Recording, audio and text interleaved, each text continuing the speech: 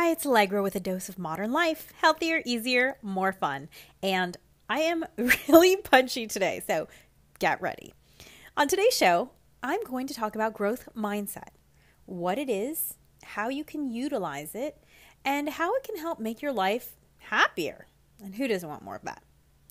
Then we're going to have a friendly chat with my friend, Christine Keegan, who, if you've heard her on the show before, you know that she is the quote-unquote most diplomatic person in the world. Well, she's going to help me think about how to have challenging conversations with our loved ones around the issues of aging and end of life. Not fun stuff to talk about, but important stuff to talk about, and she has some great tips. Then I'm going to give you a fun, easy tip on how to use up all of those beautiful stone fruit that are in the grocery store right now. I don't know if you're like me, but when I start seeing peaches, nectarines, and plums, I always buy too many.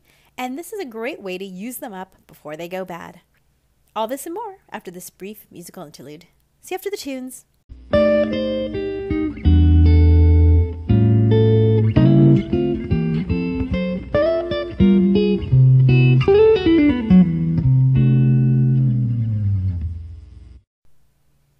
We're back. And now for growth mindset. When I was a kid, I developed a bad habit of only being interested in things that I was good at immediately. If I was good at something, I kept doing it, like singing. If I was bad at something, I stopped doing it immediately. And now I can't even remember those things I was bad at because I just wiped them out of my mind. Now, one thing that I had always been good at was math. I was always really good at math, and I loved math, and I took every math course until Algebra 2. When I got into Algebra 2, I felt like I was learning a new language. I got the only D's I've ever received in my entire academic career in Algebra 2. And my parents hired a tutor for me, a friend of mine. She tutored me. And I remember just feeling like I was hitting my head up against the wall. But we kept at it because I had to get through to Algebra 2. There was no choice. We kept at it. And I remember one day, and it's clear as day, I was sitting in her dining room. We were sitting at her dining room table in Eagle Rock. It was an oval-shaped table, wooden spindle chairs, blonde wood. We were sitting there, and she said something, and for some reason, it hit me differently. She probably said it many times to me, but this time, tumblers clicked into place in my brain, and suddenly, I spoke Algebra 2. I mean, literally, it just clicked. But I had to put in all of those hours of work before I got to that point. And then from then on, it was A's. Now, this was something I figured out on my own. I figured, oh, so I can be good at something. And if I put in enough time, eventually I will get better. Maybe I won't become great, but I will become better. And that lesson has helped me a lot in my life because I've tried other challenging things. For instance, I once did stand-up comedy, and I sucked when I started. And by the time I finished this one class that I did a 5-minute set at the Improv on Melrose, and I killed. But it took me time to get there. But those lessons really were great lessons for me to learn because it made me realize that I could become good at anything if I put in the time. So I learned this lesson already, but I didn't have any verbiage around it. And sometimes it can just be helpful to have verbiage to talk about something and to think about something. And I, maybe about a year ago, became aware of the fact that there is language surrounding this idea, and it is called growth mindset. And if you go to my website, alegraramos.com/podcast, you can look up the podcast. This is podcast number 18, and you'll see I'll have all these links that I'm going to talk about on that website. So there's one researcher in particular named Carol Dweck who stands out when it comes to growth mindset. And the way that she and her researchers describe growth mindset is that basically there are two types of mindset: growth mindset and fixed mindset. And growth mindset believes that I can learn and become good at anything. Whereas a fixed mindset believes that whatever ability I have, I was born with and it can't be changed. Right? So the first mindset, growth mindset, believes that you can become better with practice. And the fixed mindset believes there's no getting better. If you're not great at it out of the gate, then you'll never be great at it. And so that was what I struggled with prior to my Algebra 2 epiphany. So what her research has shown is that growth mindset people are people who believe that they're always getting smarter, and that they're getting smarter through effort and through trial and error, and that mistakes are simply part of the learning process. And one of the things that she recommends is that when you are giving feedback to people, these could be people that you supervise or it could be loved ones in your life.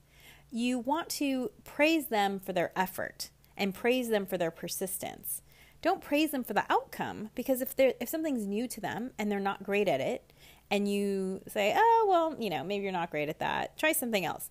Obviously, that's fixed mindset. If you want to be growth mindset oriented, if they do something and they're not so great at it, say, you know what? I can really see that you've been putting in the time to work on this, and I know you're going to get it and you're going to improve. You just got to keep at it. And this is actually something that I've been telling my child for years. My child is 8, and I have literally been telling her this since she was born. And because I was so aware of the fact that I had given up on things that I wasn't immediately good at, I have been telling her ever since she was born that she could become great at anything if she just practices. And I'm kind of annoying about it, actually, because now, when she's working on something and she gets frustrated, I say to her, how do you become good at anything? And then she says, practice. And it's one of these daily mantras that we say daily. Now, there's some other people who also talk about this idea of growth mindset. They might not use that exact term, growth mindset, but one of them is John Maxwell, the leadership expert, and he has a saying that says, if you want to change your life, you have to change something that you do daily. And I really do believe in the importance of daily or almost daily practice if you want to become really proficient at something, especially if it's something that is challenging, something that requires, a lot of different areas of your brain. For instance, something like public speaking. Public speaking, you have to use your body language, you have to use memory, you have to be able to have the mental space to look at your audience and read your audience while you are memorizing what you're going to say. There's a lot of different components to public speaking. And so you really need to practice it on a daily or quote unquote almost daily. I would say, 4 or 5 times a week is great. So anything that's complicated or that you just want to become really great at really fast, playing a musical instrument, learning a language, you need to do daily. And with my child, she's been doing piano for a very long time. I ask her to do 10 to 15 minutes of piano every day or every other day rather than an hour once or twice a week. And I find that she really retains a lot more of her piano, and she's getting better by doing that. So that's one thing. In order to fuel your growth mindset and move quickly, you really want to practice regularly. The second thing is there's this book called The Adventures of Johnny Bunko. And again, this will all be on my website. And it's a really interesting book. It is called, the subtitle is something like The Only Career Advice Book You'll Ever Need. And while it is sort of related to career advice, I think it is very related to this whole idea of growth mindset. And I think they have 6 tips in this book. And one of the tips, by the way, this book, you can read it in one sitting. You could easily read it in 30 to 60 minutes because it's a book that is done in the manga style, so the Japanese comic book style. But it's a serious book. It's not a quote-unquote comic book per se. But there's 6 tips in that book, and one of the tips is that persistence always will persevere. Persistence will always beat out talent. And what they basically say in the book is you take 2 people who are, one is wildly talented but has no persistence, and the other one is interested in something and persistent, that over time, that persistence and that interest in something will always trump just pure talent. And I know I've seen this in myself. I've seen this in people I know. I think we've all seen this in quote-unquote famous people where they might not be very good, singers, actors, whatever, but they are persistent. They are out there. They are constantly putting out product and pushing themselves. And that's why they're successful. Same thing. If you love the drums, but you're not very good, if you put in the time and you take lessons and you persevere, you can become great. And that is what growth mindset is all about. So how can growth mindset make you generally happier? Well, I believe that if you look at life as an opportunity to become your best self, then difficulties that you face will just become challenges for learning rather than obstacles to overcome. So I'm just going to say that again because I know that's a lot in one statement. If you look at life as an opportunity to become your best self, then difficulties will just be challenges for learning rather than obstacles to overcome. You know, a lot of religions or life philosophies or whatever say something to this effect, which is that really it's just how you look at things that will determine whether or not you're happy. If you look at something as a challenge rather than an obstacle, that's going to affect how you feel about it. So that's why I believe growth happiness can really help you not just be better, but also be happier. So that's my little thing on growth mindset. You can go to my website to get all links to all the things I talked about.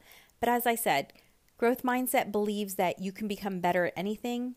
And other studies have shown that it's all about practice and persistence, and that the brain can grow through concerted effort, and that you can become the person that you want to be. Coming up next, my chat with Christine Keegan about how to have those challenging conversations surrounding aging and end-of-life issues. After the tunes.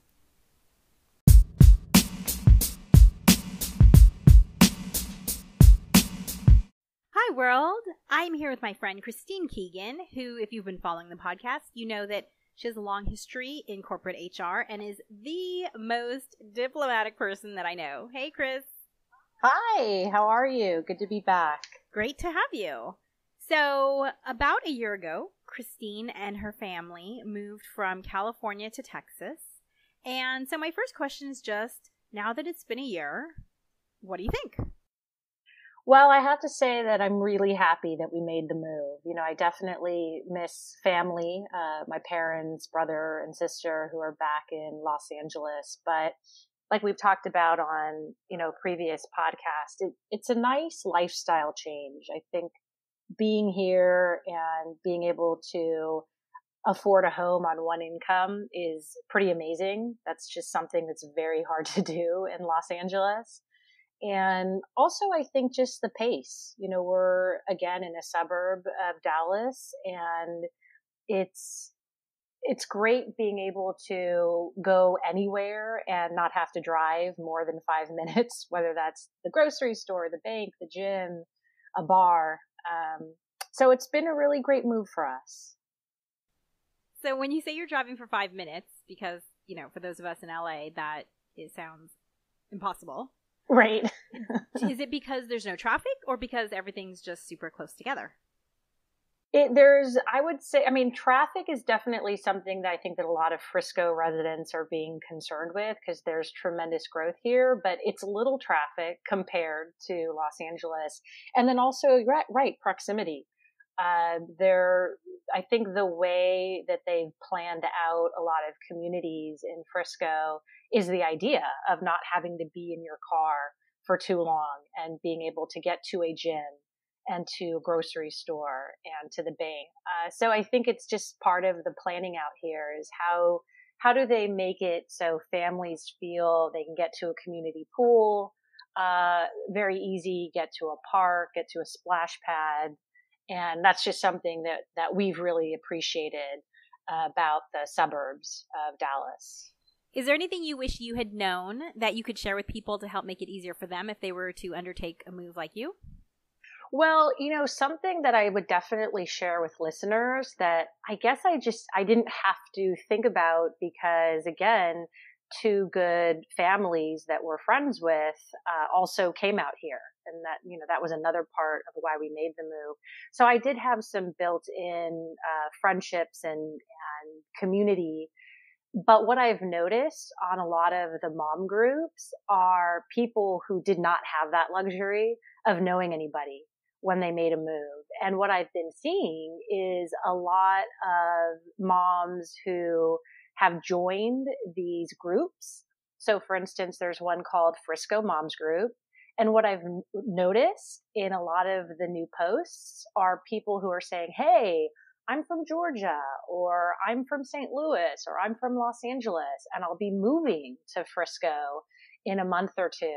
And they're sharing personal information about, I stay home, or I'm looking for a gym, or I'm looking for a mom's day out, which is essentially kind of like a drop-off daycare. And they're setting up a lot of what they know they're going to need to tap into before they get here. And I thought that was really neat. I think that if we ever are in a situation where I'm going to move somewhere where I don't know people, I definitely would take advantage of those online communities where other people are going to share. Like, you have to check out this neighborhood, or you have to check out this school district, or, you know, this gym is really great. Mm-hmm. So I definitely think that, you know, if you've got a listener that's thinking about moving to an area where they don't know people, tap into that resource, because you'd be amazed at how many people want to share all of the hidden gems because they didn't know about it until someone shared it with them. And it's a great way, I think, to feel like you've got some connections when you're starting out somewhere new. And those online resources nowadays are so abundant. And the funny thing is, you know, those of us who are Gen X and older, we don't necessarily always think to go online as our first resource. We might, you know, reach out to someone that we know in the area and ask them, but there are. Sure. It's very true. But there are so many online resources, so that's great. So, okay, so before I hit record, you and I were talking about what I was doing this week, which is I was helping my father pack up his office. He finally decided to retire after about 60 years. Impressive. Yeah, 60 years in practice. And so I was helping him pack up, and you and I were talking about ways to have conversations with aging parents because, you know, you are the most diplomatic person I know. So I'd like to get your thoughts on having those hard conversations about things such as aging and end of life and that period between end of life and when you are not able to maybe live independently any longer. Because we are living longer, which is wonderful, but not all of us are able to be independent. Absolutely. Absolutely. Well, and I appreciate that you differentiate between end of life and what you refer to as the period in between, because it's something that, you know, being in human resources and responsible for benefits at various companies, one of the things that I learned about very early on is something called long-term care. Mm-hmm. And that's that period in between where we think about what happens if a loved one becomes seriously ill, terminally ill, or incapacitated, and is still living. And so when I think about having a conversation with our loved one or with our parents, aging parents, I really think it's important for listeners to carve those two things out. So again, what I refer to as long-term care, should someone become terminally ill or incapacitated, and then end of life, what happens when we die. And besides having those two kinds of conversations, it's really going to be important for listeners to then think about the follow-up. So once you have the conversations, once you have the agreements, the next step, the most important step, either engaging an attorney or going to an online resource like illegalzoom.com to actually have the legal documents in place. So you know that your loved one's wishes are actually going to be fulfilled. So I can talk a little bit about how to have the conversation. And I thought maybe just before that, I would talk a little bit briefly about why to have them. And I think one obvious reason is that, look, emotionally, if a parent, if a loved one becomes terminally ill or incapacitated or dies, the last thing that you want is to be in a position where you just don't know what to do.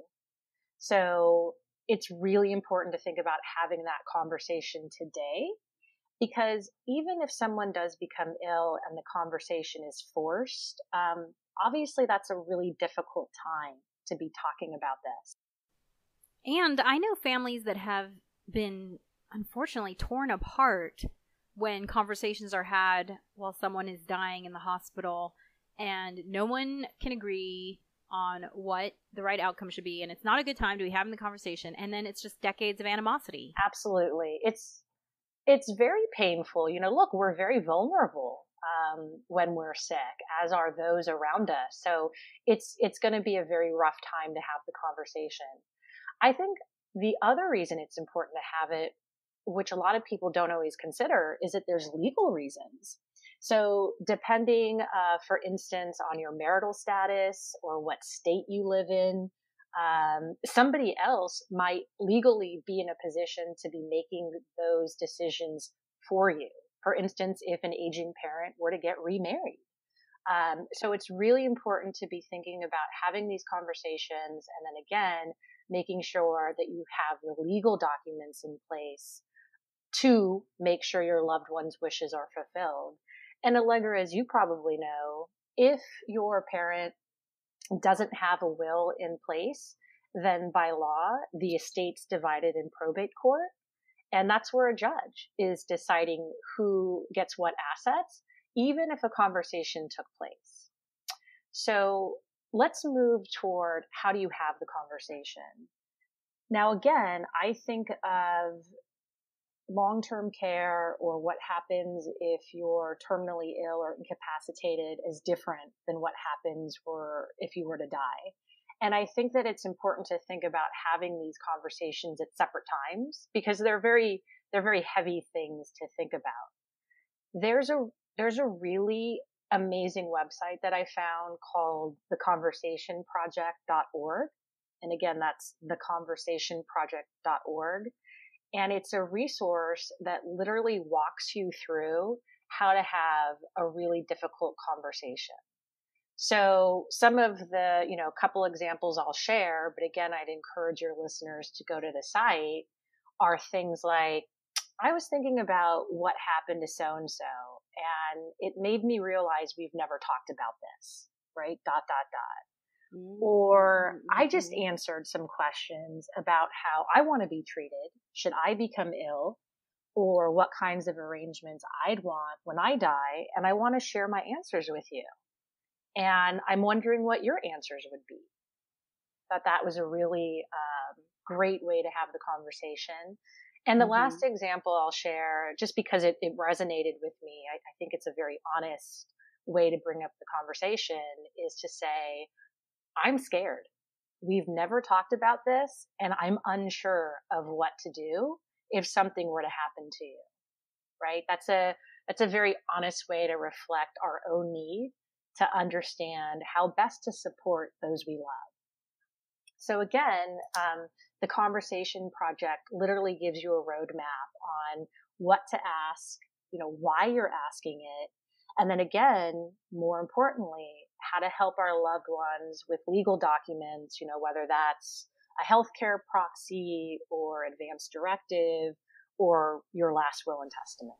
Oh, that's great. I love those options, and I will put that link on my rundown for today's podcast at alegreramos.com/podcast.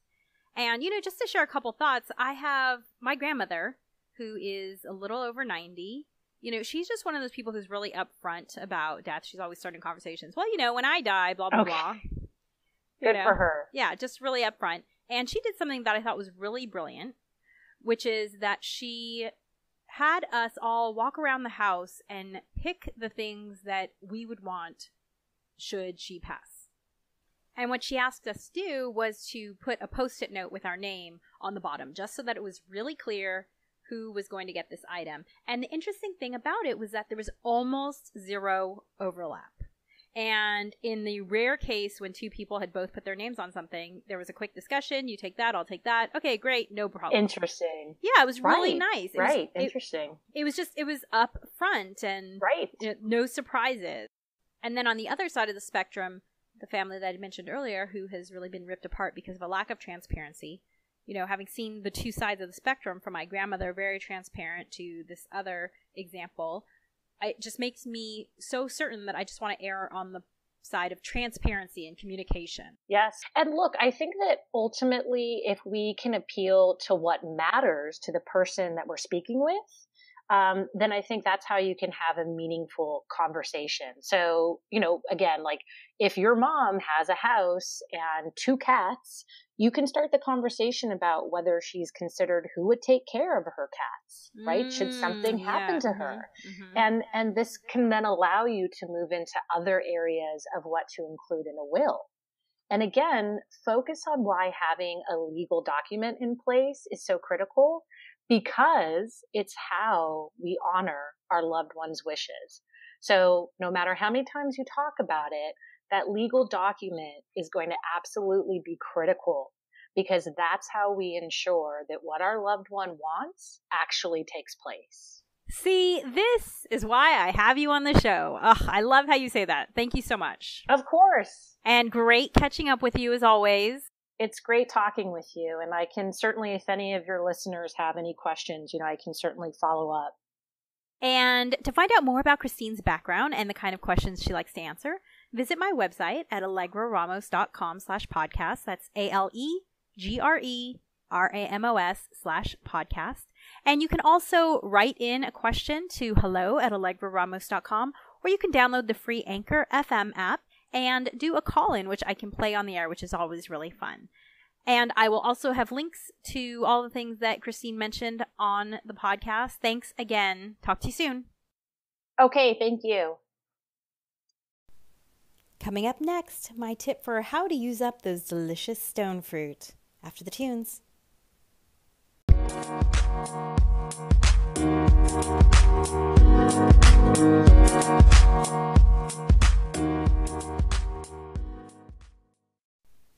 Stone fruit.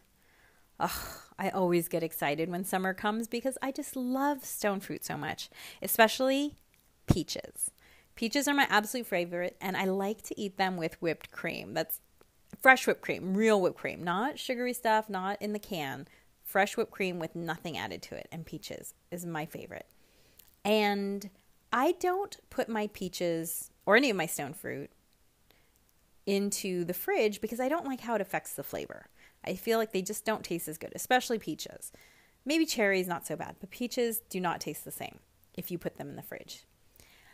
So they sit on my counter, and if I buy too many, or if I don't eat them fast enough, or if it's super hot like it is right now, I don't know how it is where you are, but it is really hot in Southern California, then the peaches can start to go bad on my counter.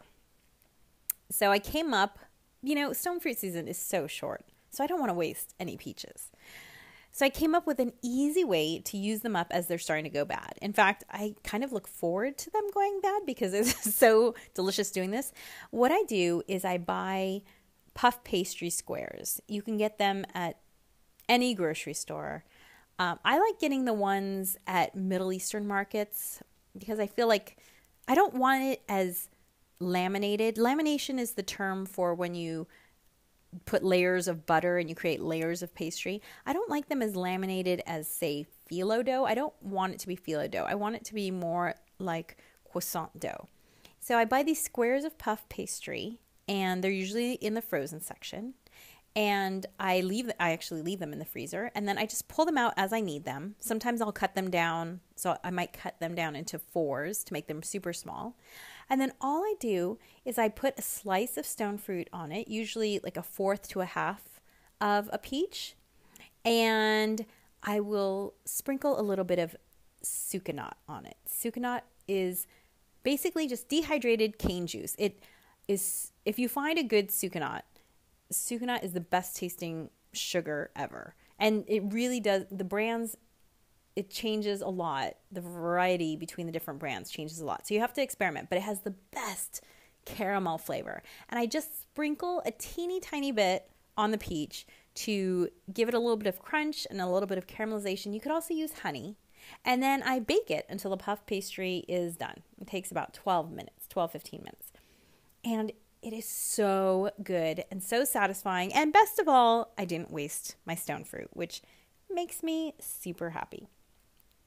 So thanks for tuning in today. If you thought the show was fun or useful, please let me know by sending me a tip through Patreon at patreon.com/Alegre Ramos. That's patreon.com. And leave me a message on iTunes or wherever you subscribe. It means so much to me to know what you think. I also have great thank you gifts at Patreon for my supporters and look forward to when I have 500 patrons and I can hire an editor to provide you with even more great content. And if you have a growth mindset, you should definitely check out my cooking webinars. I have a free one at alegreramos.teachable.com. That's TEACHABLE.com. And you can grow your mind around cooking. Anyone can become a better cook. And did you know that cooking is highly correlated with increased creativity and decreased stress? Yep, both good things, right? Subscribe to my podcast wherever you listen. And if you'd like to submit questions, you can email me at hello@alegreramos.com or download the free Anchor FM app and call into my show so I can play your question on the air. I'll see you next time for another dose of modern life, healthier, easier, more fun.